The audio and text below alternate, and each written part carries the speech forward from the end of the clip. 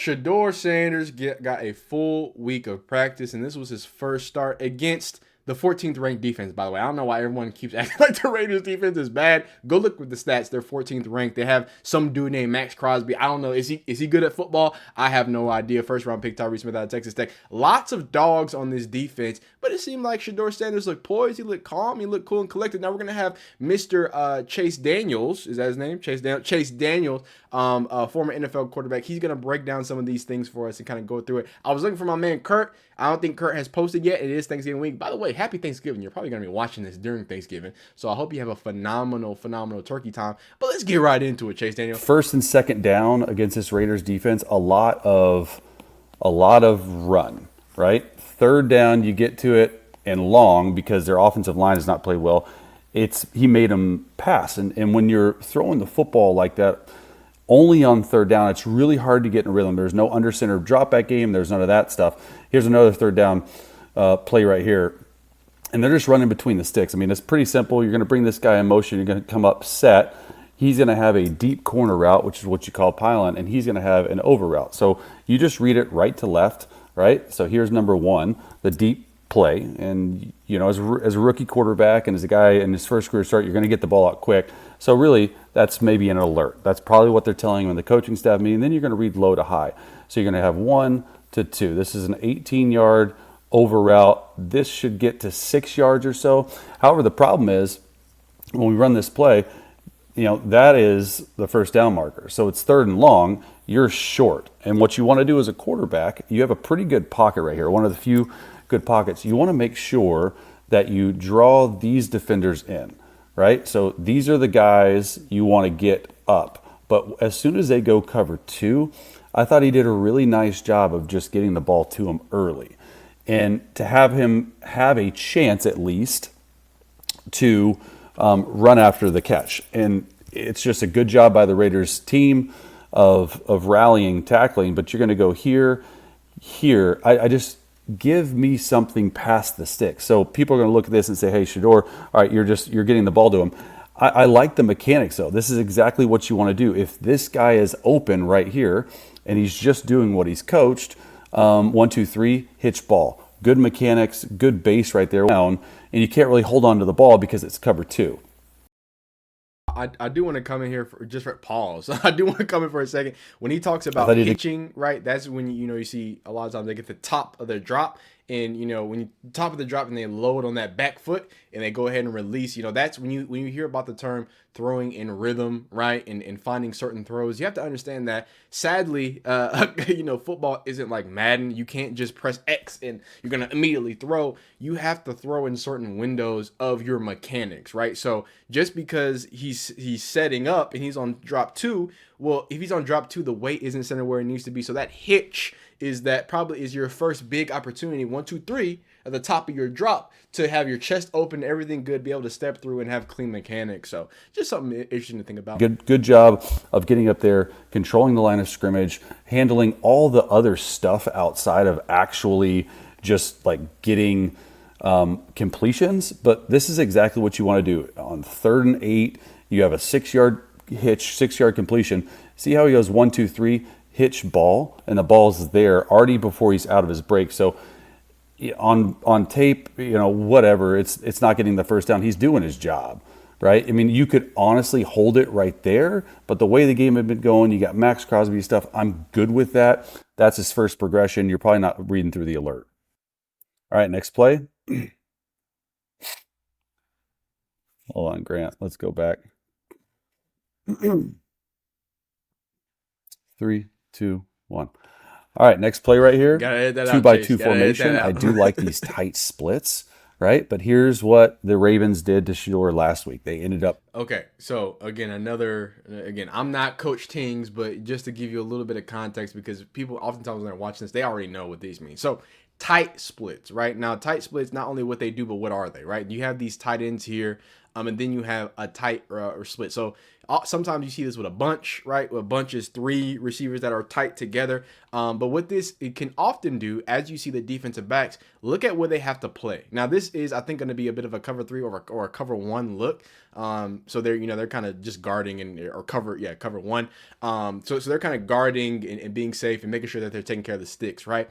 But you see that it's going to be tough. You either have to walk your corner down here where he's probably not going to have great leverage. He's going to be in all this muddiness where you have these 9 techniques and stuff like that. And that's where the tight ends come in, because if they had a tight splits, right, but they didn't have these tight ends, what would happen is this outside linebacker or defensive end, depending on who's going to be out here, so defensive end in this case, right, Tyree Wilson and Max Crosby, what they have to do is with the tight ends is you're going to see he's in a 9. He's not in a 9. He's looking more like a 7. He's on the outside of the tight end, but these wide splits makes it very muddy here.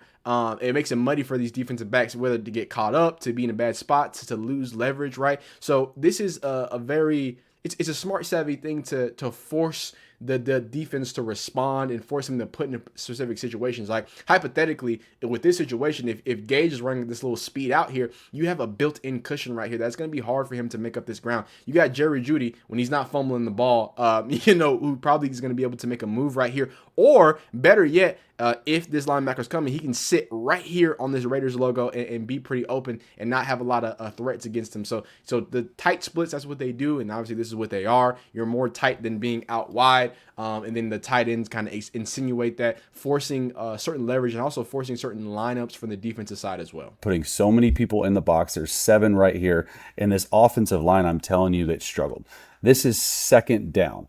All right, so 2nd and 9, stuff's like not even remotely open, because you should be able to block this, and we'll break it down. All they're doing is they're running this deep cross route at 18 to 22 yards, and they're running a deep post with flat control and something right there. That's the route concept. So you really want to read post to deep cross to this little chip flat breakdown.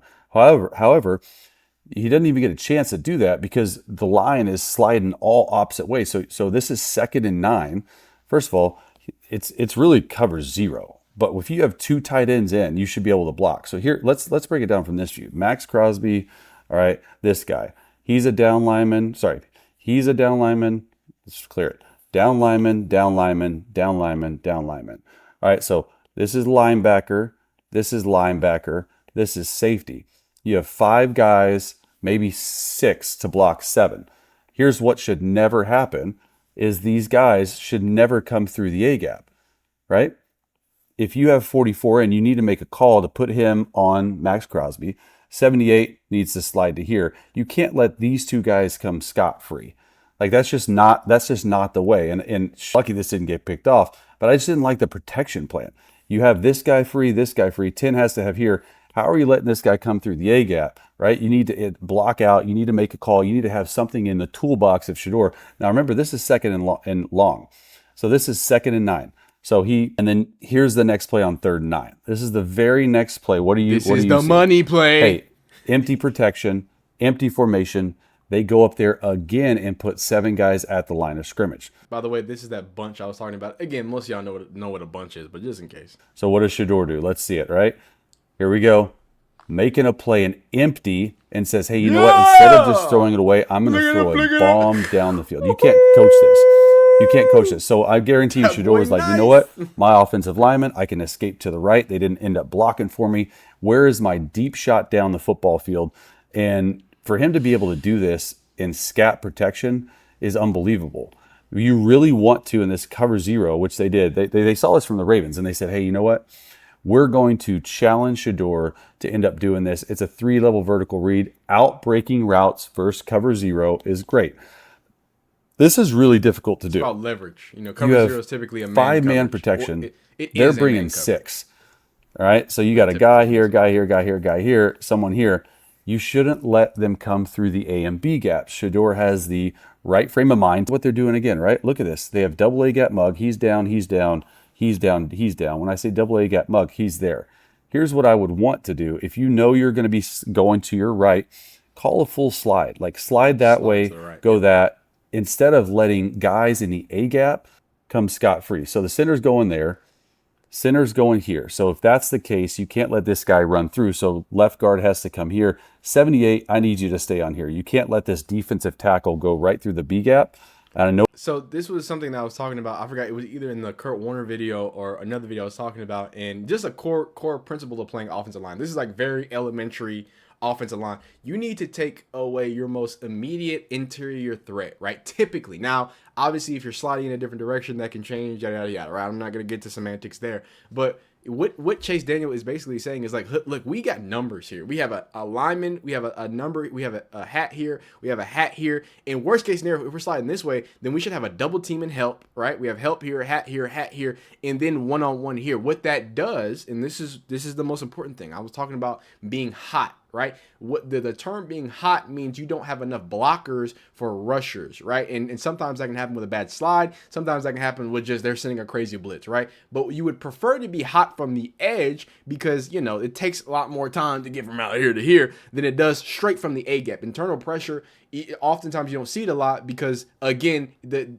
offensive linemen are taught to take interior threats away immediately because that's the path of least resistance to your quarterback, right? You want to, if you're going to let somebody go free, you want it to be someone way out here in the wide. He's kind of in a 7. He's kind of in a 7-ish. He's not crazy wide, but he's wide out here, right? You want it to come from there because at least he can take a step, he can set up, and he can find something to, you know, maybe throw in this void. Maybe Harold Fanning is going to sit right here, just get the ball out of his hands quick. So I think that's it's a great highlight about just some of the fundamentals of offensive line. Well, it's Max Crosby out there, but you got 44 right there who's nice chipping. Nice chip, Fanning. Conklin has to come down. There's no way. Like, what are we doing? Like, what's going on, guys? You have a chip, and you're going for Max Crosby, and we're double teaming here, and we're double teaming here. Like, I don't. You should let a defensive lineman scot-free, but a nice job by Shedeur understanding, hey, you know what? This happened to me on 2nd and 9. Now I'm just going to go out there, instead of throw it to 44's feet, I'm going to just, you know what? I'm going to take a shot. And that's something you can't coach. And that's what I was really impressed with. First of all, for Shedeur to be able to get away from this quick throw. I mean, we're going to watch it from this view. He just feels pressure here. Okay, 78 needs to be here. You need to let this guy free. That's just how it is in scat protection. But a really nice job of understanding if you're playing next week, check the protection, check it to max pro, take a shot down the field so you're safe and you're not getting hit in the pocket. But this throw is just out of this world. All right, next nutty. play here. It's a nutty throw. Rated on the ground. Can't have that happen. What the heck? The route concept is very simple. Okay, let's talk it's a about the spot pick. route. Go up, spot up at 6 yards, a flat route, and then they call this spacing. So you literally want to sweep the board. He's 1, he's 2, that's 3, that's 4. It's a spot spacing type concept. Here's the thing, though. They have 6 guys on the line of scrimmage. I don't know if 11's a nickel or a hybrid defensive lineman. What I do know is they're just playing cover 3. So he's deep third, he's deep third, he's deep third. They have a flat defender, a hook curl, and a hook curl. This play is not great versus cover 3. You want to play this play a little bit differently in cover 3. In cover 2, you're reading 1 to 2. All right. In cover 3, you need to read 1 to 2 off of the squeeze. And when I say off the squeeze, I mean which of these hook curl defenders is taking away this. So if he squeezes, you're going here. If he squeezes, you're going here. So the route concept and read changes based on coverage. I don't think he thought this was cover 2. I thought, based on looking at this 1,000 times, I don't know if he saw this flat defender. It looked like he thought he could beat this guy in there with good timing, and it would have been tight either way. But you always got to have your eyes out in front of you. This flat defender sort of baits him. Look at Shedeur's eyes, right? He's just staring right at it, and he's starting to throw it, but this is just a better play by this flat defender. My big thing is go 1 to 2 or 1 to 2. So I want to talk about this pick, and we're gonna end it here. Go make sure you go watch the full video for Chase Daniel. He does a great job. I think he's super fair to all the quarterbacks that he evaluates.